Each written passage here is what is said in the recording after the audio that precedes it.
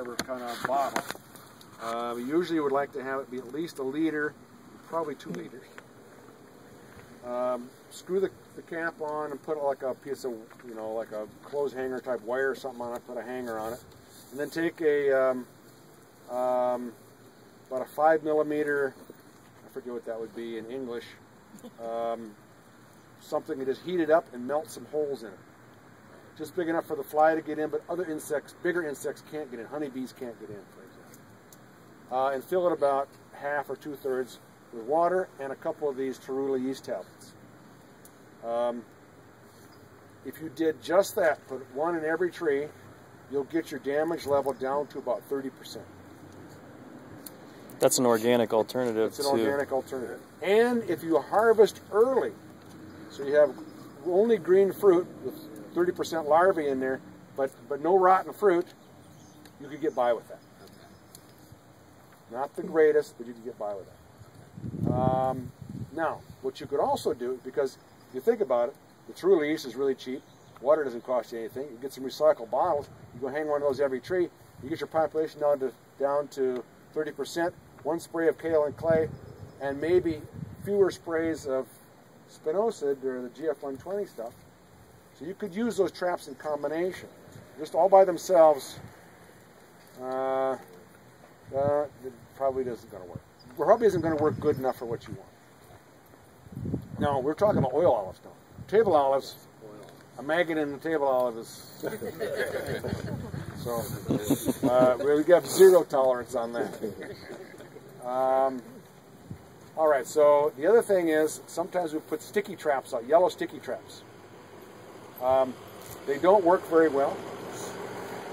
That liquid yeast type trap will get your damage down to about 30%. The yellow sticky traps, you might still end up with 50 or 60, 70% damage.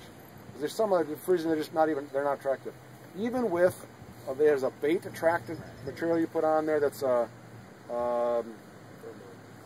it's an ammonia releasing type product that the fly is attracted to, and a pheromone. Well, we've come to find out that the pheromones actually don't do much, if anything. We had traps, we did an expensive trial with them. We had traps with pheromone, without pheromone, we didn't see anything. So I don't know what, I think it's the kind of a precursor to the pheromone, and it doesn't work very well, if at all. So forget the pheromone. And also, have you ever put out yellow sticky traps? And you stick them all over you, and it's ugly, and then you got to change them all the time because they get full of other insects. And forget yellow sticky traps, if at all possible. And I'll tell you one other thing is that we thought we were going to be able to use yellow sticky traps for monitoring. So we put up yellow sticky traps, and we go along and look for all our fruit fly, and we'll find them. And this happened all over the state with all the researchers that were working on this. We might find 50 flies and go, oh my gosh, we're going to have all kinds of damage, and we didn't have any damage, or very little damage. We find some cases we have 2 or 3 flies and 70% damage. So we came to the conclusion that yellow sticky traps don't even work for monitoring, so don't bother. The main thing is to walk out and look at the fruit and see if you're starting to get some stings. That's the best indicator that you're going to get damage. And most of that damage occurs in September and October and November. So when your fruit's about pea size and bigger and it's starting to cool down a little bit. Okay? On the GF120, did you determine any taste issues with spraying? Versus you mentioned I actually didn't. I actually have samples, and we're going to do that. I haven't done that yet, but it washes off really well. It's very water soluble. So if you wash the fruit, it washes off pretty readily. So I wouldn't expect there to be any. So if you use the press that didn't use waste or a washing mechanism, then you might have a problem. In fact, you probably would have a problem, because if you ever use GF120, one of the things that happens is where you spray there over and over again, you get sooty mold growing on, which is this black mold that grows on any sticky, sappy stuff. In fact, it grows on insect excrement. That's where you see it a lot on the scale. If you have scale on your trees, you see this black sooty mold stuff. And that could give you an off flavor. You have that all over your food. Okay, so that's the olive fly story. Anybody have any other questions on olive fly? Talk very quickly about water. Seasonally in this area, olive trees for maximum production are going to need about 20 inches of water. So 20 inches of water, that much. If you looked at the, so you could actually calculate that out, so many gallons. I forget what that is, but it's, I think it's somewhere around 500,000 gallons per acre, something like that.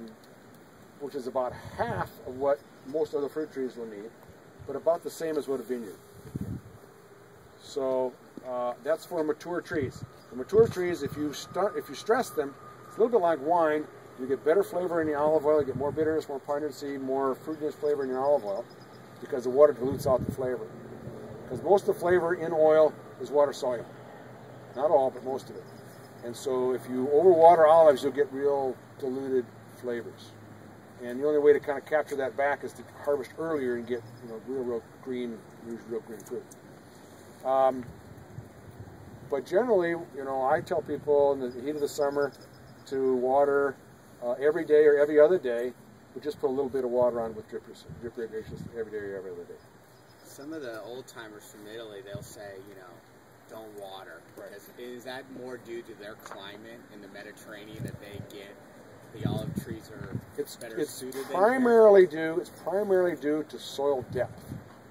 So out there where the soil is 4 or 5 feet deep, I actually might have 15 inches of moisture stored in the soil, because every foot of soil holds, and that's heavy soil like that might hold 2.5 inches of water. So I have 10, 12, 14, 15 inches of water. Up on the hillside where I've only got 18 inches, now I've only got 3 inches of water. So when you say don't irrigate, what are you talking about? Up there or down here? They don't want to get out. Yeah. So if you look at, and I know they don't, but if you look at production in those areas where they don't irrigate, they might get a ton to the acre. When you do irrigate, you're going to get 4 or 5 tons to the acre, and you can still get really good production. And I'm not talking about excess irrigation where you would, you know, dilute out the flavor. I'm talking about, you know, just good irrigation. So most of your irrigation would go on probably in May and June to get good shoot growth, because that's when most of your growth occurs. If you're going to stress them in August and September. And then in October, you know, starting to get cool, maybe you get a little rain, just turn the irrigation water off. What's the best type of drip do you recommend? I mean, sometimes I see around the base of the tree with multiple drips. You don't need to do that. Just do you can do that if you want. A lot of ornamental people will do that. It's very expensive. All you need is a single line on a young tree, 1 emitter on each side. Keep the emitters, again, you're going to water every day or every other day. 1 emitter, keep it 3 feet from the tree. And then as they get bigger, put another one out, and you put maybe 6 emitters in a line. That's all you need. You can put the circle around there if you want to, but it doesn't really matter. What you don't want to do is say, oh, I'm going to irrigate these, you know, once a week or once every 2 weeks. That's basically the same as dry farming. Doesn't really accomplish what you're trying to do. You want to give it a little bit of moisture on a regular basis. Keep it a little bit of moisture. And that's why you wouldn't want to put the emitters. Usually what we'll do when we plant a tree, we'll put the emitter right there, which is probably okay the first year.